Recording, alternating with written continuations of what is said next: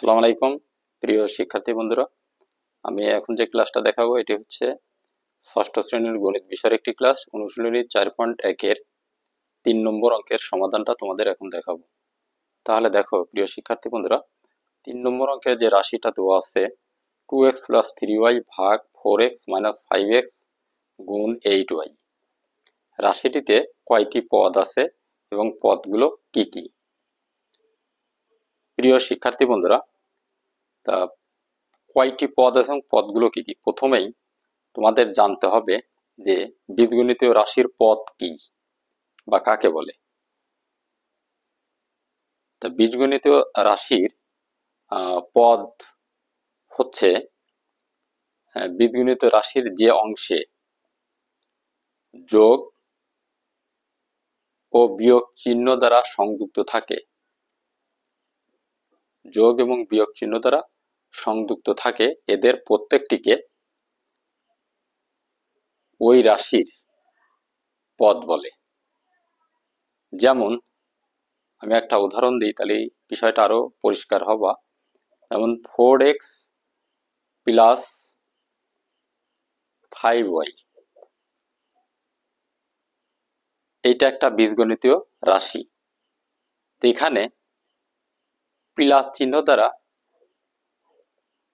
সংযুক্ত করা হয়েছে রাশিটাকে। তো এখন এই প্লাস চিহ্ন দ্বারা যে সংযুক্ত করা হয়েছে, এই প্লাস চিহ্ন দেওয়ার আগ পর্যন্ত প্লাস চিহ্নের পূর্বের যে সংখ্যা, মানে যে যেটা থাকবে সেটা হচ্ছে একটা পদ, আর প্লাস চিহ্নের পরে যে সংখ্যাটা থাকবে সেটা হচ্ছে আর একটা পদ। ঠিক তদ্রূপ যদি এখানে মাইনাস চিহ্ন থাকতো তাহলে সেই একই হতো, মানে 4x হতো একটা পদ আর 5y হতো একটা পদ, যদি মাইনাসও থাকতো মাঝে। কারণ বীজগণিত রাশির যে অংশে প্লাস অথবা মাইনাস চিহ্ন দ্বারা সংযুক্ত থাকে, এদের প্রত্যেকটিকে ওই রাশির পদ বলা হয়। আশা করি প্রিয় শিক্ষার্থী বন্ধুরা তোমরা বুঝতে পেরেছো। তো এইখানে দেখো প্লাস চিহ্ন আছে, প্রথমে একটা প্লাস চিহ্ন আছে 2x এর পরে, তাহলে এখানে এই রাশিটাতে 2x একটা পদ। এরপরে দেখো প্লাস চিহ্নের পরে আছে 3y ভাগ 4x, তারপর আছে মাইনাস, তাহলে প্লাস চিহ্নর থেকে এই মাইনাসের আগ পর্যন্ত যেটা আছে এটা একটা পদ।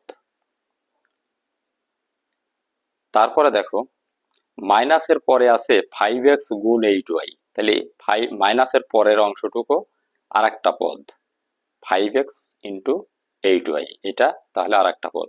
তাহলে এই রাশিটাতে আমরা দেখতে পাচ্ছি প্রিয় শিক্ষার্থী বন্ধুরা, দেখো একটা, দুইটা, তিনটা পদ আছে।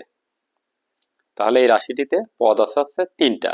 তাহলে প্রথম অংশের উত্তর কিন্তু আমরা পেয়ে গেলাম যে রাশিটিতে কয়টি পদ আছে। তাহলে এটার সমাধান হবে হচ্ছে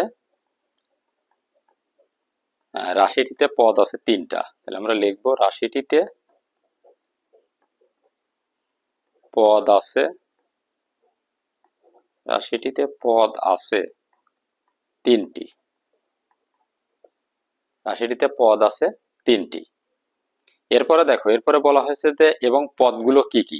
তাহলে আমরা সহজেই পদগুলো কি কি সেটাও তো লিখতে পারতেছি।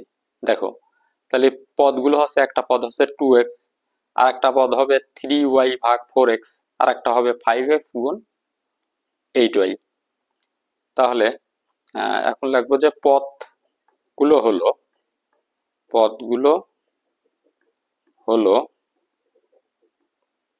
পদগুলো হলো দেখো পদগুলো হবে হচ্ছে 2x,